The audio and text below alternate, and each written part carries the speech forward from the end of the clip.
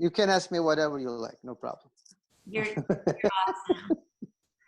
So, okay. So I'm Melanie Tucker. I own Rare Finds Travel, and in the almost 15 years that I've had Rare Finds, I've had the incredible good luck to meet some really special people around the world. And today I'm going to introduce you to almost a brother of mine, Ozgur, in Istanbul. Hi, Ozgur. Hi, Melanie. Hi everybody. And I just thought it would be really interesting as a whole globe, as we're going through this, to touch base with these friends of mine around the globe to hear what it's really like there, because, you know, the media, we get all kinds of stories from the media. So, so Ozgur, you look good. How are you doing? Thank you, Melanie. Thank you so much. And it's a great thing to be a part of this interview and chat on the internet from a faraway distance with your help and everything. Well, the things are getting serious actually in Turkey, but we're getting used to it anyway. The people getting used to it more day by day, I can tell you. Okay. The first case we know of in Turkey was confirmed by the March 11, and it's going up really serious, the number of cases. Okay. Yeah, March 11, the first case confirmed. But then everything we knew, because the danger is nearby. We're part of Europe, you know. Right. This is partially a European country. Italy is not that far. Europe is not that far. I mean, yeah, you have 1 foot in each. We always say the Bosphorus, right? 1 foot in Europe. Exactly. And the other end is Iran. You know, Iran is one another dangerous country with the situation, what's going on up there. You know, with the number of the cases. Iran, Greece, one side, Italy. So let's say the things got so serious after mid-March and everything almost stopped. And then everybody wanted to hear the announcement of the very first full lockdown in the country, but nothing happened like that. Okay. You mean the government didn't stop any activity? You could just keep business as usual. They did some serious things, but which was not enough. We all knew about it because we're talking about 80 million people in one land. And Istanbul, it's the major city, more than 15 million people. 15 million people in Istanbul. That's where you are in Istanbul. Yes, and I know that, but I'm just letting viewers know that you are. Of course. And let's say almost 60 to 65% of the cases are in and around the city of Istanbul in Turkey. Where is that? We're talking about almost 60% of these cases, confirmed cases, are in and around the city of Istanbul. Oh, Istanbul, of course, because you're the biggest city. Yeah. And especially for certain cities like Istanbul and some others, we need a serious lockdown, quarantine, more than 2 days. This is what's going to stop this nightmare. Otherwise, it's going to be worse and worse. We'll see altogether. But okay, so hold on. You just told us a 2-day lockdown. So when did they announce the 2-day lockdown? It's so funny. They just announced it by 10 p.m. last night. Wow. For the first time. Okay. Yes. And only 2 days. Yeah, only because it's the weekend. The weather is getting much warmer. Yes. And some people will not care about what's going on. So they love to be outside in some certain areas for picnics or outdoor activities. Yeah. So that's what. Too. Yeah, exactly. So that's probably why they announced it that late. But this was not something really planned well. That's what makes it worse for the people. But anyway, this is something definitely we need, as what's going on in Italy, on France, or in UK, a serious, a full-time lockdown. It doesn't matter how many weeks we're going to go with it, but that's the only way to stop it. Otherwise, it's going to get worse and worse every day, day by day. I agree. So at this point, you're in your home right now. You're talking to us from your home. And exactly, yeah. What does it look like outside your home right now? Is the street empty? Is it full of people? My apartment is right next to one of the major highways on one side. And I think from a distance, I had the chance to see it almost empty. There's nothing. It's unusual. It's one of the major highways of the city connecting different parts to each other. And maybe for the first time, I'm living in here in the city for the last 21 years. I've seen such a view for the first time, but let me try to show you some parts of my apartment from certain parts. That's the space, and let's say, just a second, please. Well, this is a condom with some, let's say, 60 flats, and I'll try to show you some parts of my apartment. You see, is that the highway? It's like a village.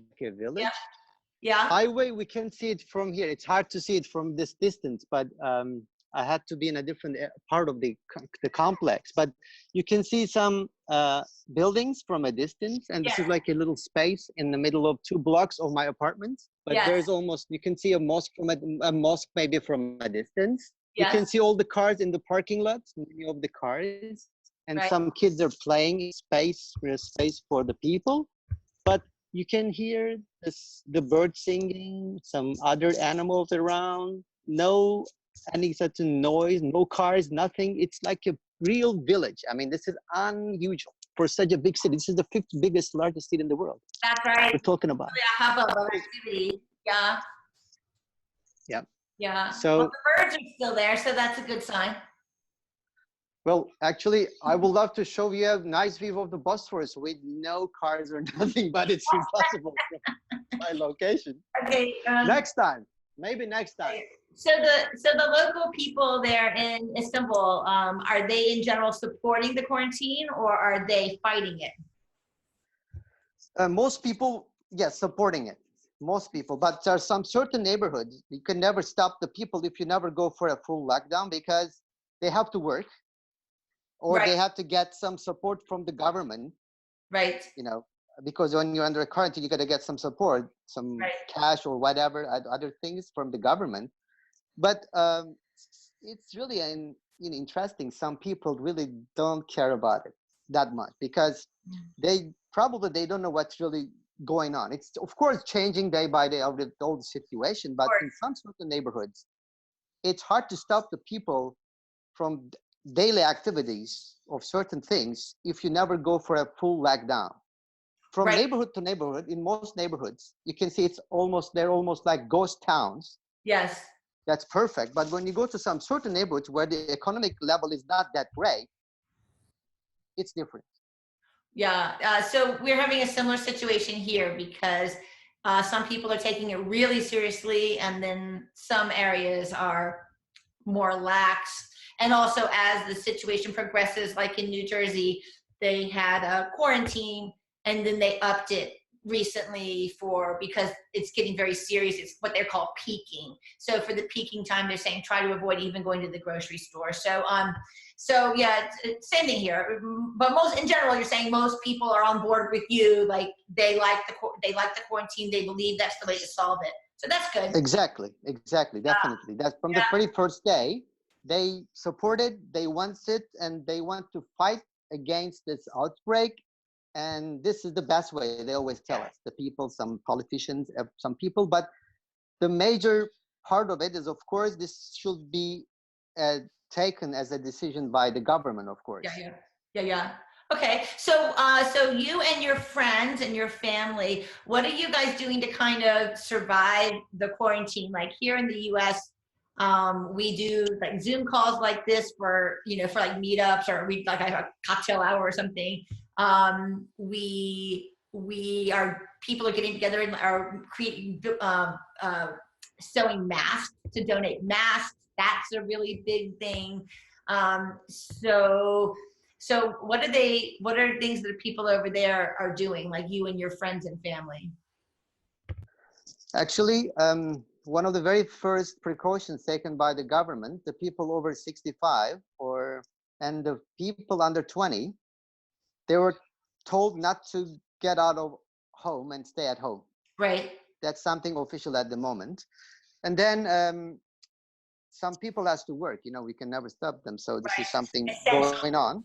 Essential. Yeah. And when we think about the things going on like this in this country, this is a kind of community, the Turkish community, with lots of charity things you can see around. Charity. Oh, that's good. So tell us about Yeah. one. Well, there's something special I can tell you. This is a tradition of ages, maybe not something new, but it's not that common anymore. But it's a very special, from my perspective, very special tradition of ages since the Ottoman times, Okay. hundreds of years.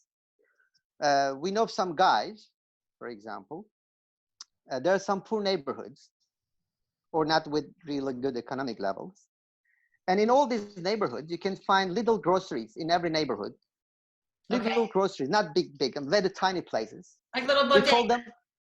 them, we call them bakkal, tiny ones. You call Those them are what? simple daily.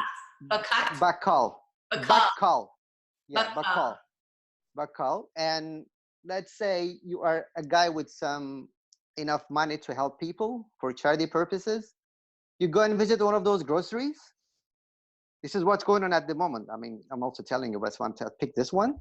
Yeah. You go into one of those groceries and tell the owner, the grocer, because they always keep a notebook with them. Okay. All these people around the neighborhood, they come and buy their needs every day.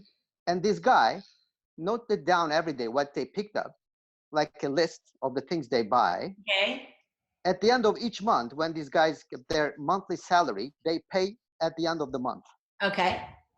Okay, you don't need to pay on daily basis. And there's not the check or not something official or no. It's just like giving a promise to your friend. Okay, I'm gonna pay this at the end of the month. Okay. And they keep the list, the grocer keep the list on this notebook, and they calculate the total number at the end of each month when you have the money to pay, and you pay to the grocer at the end. Okay. So some guys come and visit these places, these groceries. The bakkal. Yeah, the bakkal, and they say, okay, I want to pay the outstanding debt of some people in this notebook, 10 of them. Open the page. Who are the guys with the highest number of debts in this notebook? I want to pay the first 10% or the top 10%. They did it, and nobody knows. That's the special part of it. At the end of this charity thing. Oh, I love that. Yeah. And even the person who pays for the debts of the people, he doesn't or she doesn't know to whom paid for it, even the name of these guys. And even the guy who gets this charity help from that person, he doesn't know who paid for it. Yeah. It's So special. it's just this anonymous gift of goodwill that comes to you, and then hopefully that will inspire you to pay it forward and help someone else. Exactly. Oh, I love that. Yeah, that's really good. That's this is not something new for the tradition of ages. That's something special, I can tell you. Oh, that's good. I love that. So you, in your country, you have a holiday. We have Easter tomorrow, but you have a holiday you're in the middle of, right? Do you have a holiday? Yeah. No, next month we have the Ramadan period starting. The fasting month, the holy month of Ramadan, and then we're gonna be another holiday at the end of this month, maybe after mid-May. But at the moment, it's just the regular thing going on. So there's no like, because tomorrow we have Easter here, so Happy Easter, by the way. When we're talking, I want to say Happy Easter to you all, guys. Happy Easter. Thank you. Well, we have many religions in the United States, but Easter is both a religious and it has just a secular quality also here in the U.S. But there are a lot of traditions, from church services to just families gathering. And so people are doing all kinds of different things because they have to do it from a distance, right? 6 feet away or over the internet. Okay, so it sounds like things are very much in Istanbul like they are here. So good luck with all that, Ozgur.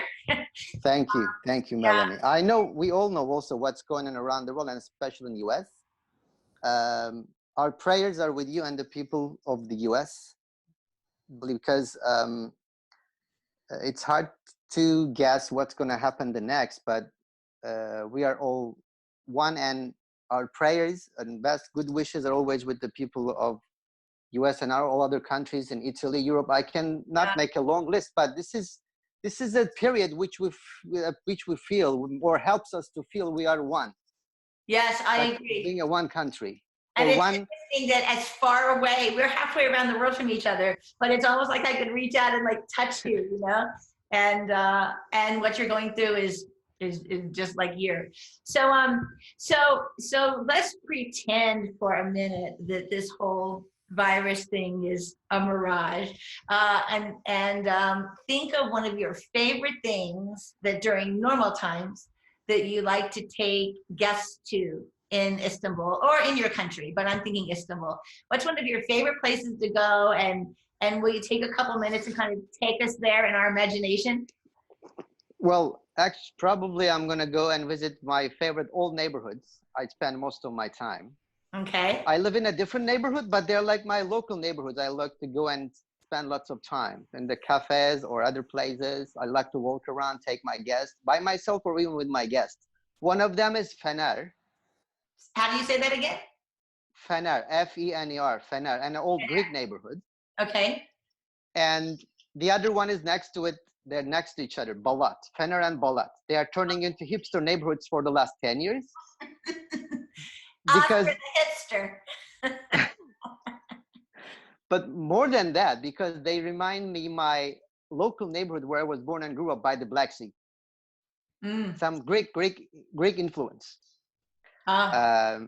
Because many Greeks lived even in my local neighborhood where I come from originally by the Black Sea up till 1930s, 40s. Okay. So the architecture is so similar. I see. That's the first reason what attracts me to go and visit in this neighborhood for many years. It feels familiar. We all have those kind of touchstones. That's right.